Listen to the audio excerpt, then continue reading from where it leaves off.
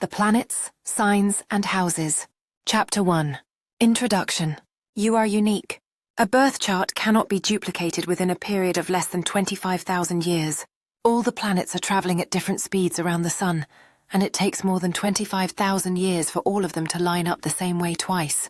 Consequently, in terms of the astrology chart, each individual is unique.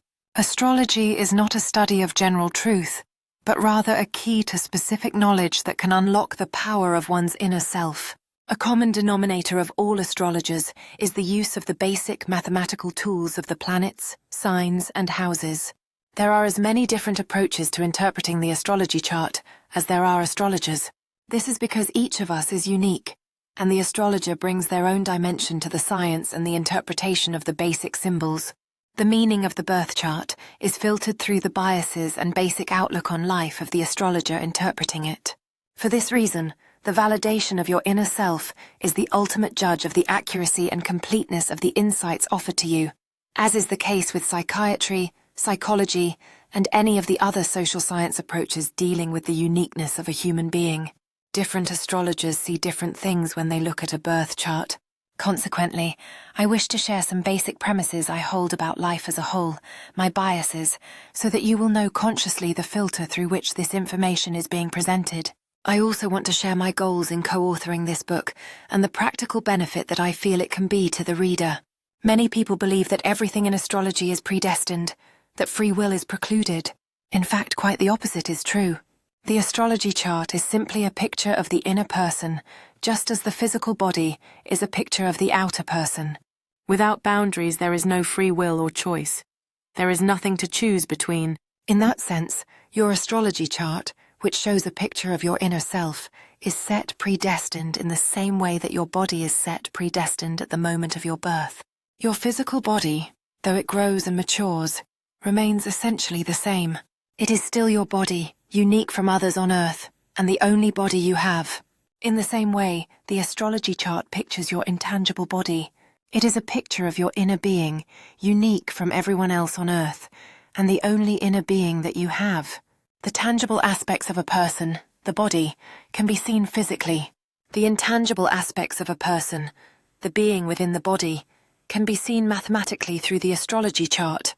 It is how we use what we have that the area of free will, or choice, enters in. Physically, we are aware of choice. We know what actions lead inevitably to pain, and if we do not want pain, we do not do those actions. On the intangible level, the guideposts are just as inevitable, yet not as obvious except through mathematical tools that can display the energies graphically, such as astrology. For example, if you were to start your automobile, rev it up to 40 miles per hour, and drive into a brick wall, you know that would inevitably lead to pain. There is no way of getting around it. Pain would be an unavoidable consequence of taking that action. On the other hand, on the intangible level, each of us is continually putting into motion factors that inevitably lead to experiencing pain emotionally, mentally, and/or physically. The only difference is that we are not as aware of the connection between cause and consequence when it is not on the strictly physical level. Astrology is a means of becoming aware of that connection on the intangible levels of experiencing oneself. Psychologically, we are doing things just as foolish as driving a car into a brick wall and then wondering, what went wrong? Why isn't life supporting me? I use astrology as a means for objectively getting in touch with brick walls for myself and others. I'd like to share with you what I actually up to with astrology. I'm interested in experiencing happiness while on planet Earth, so for me, astrology is a tool, not an end in itself. The first thing I notice about personal happiness is that most of the people on this planet don't believe in it. Most of us are operating, consciously or unconsciously, out of a belief structure that says life is about suffering. We therefore go along with major compromises in our lives. We give away bits and pieces of ourselves. We stay in self-destructive situations. We give up our heart's dreams until one day we cash in all our chips and out we go. I have no intention of being on this planet or any other if I'm not going to enjoy myself and feel all the love of the universe flowing through me in a way that works for me and for everyone around me. The challenge is creating personal happiness on a planet that doesn't believe in it.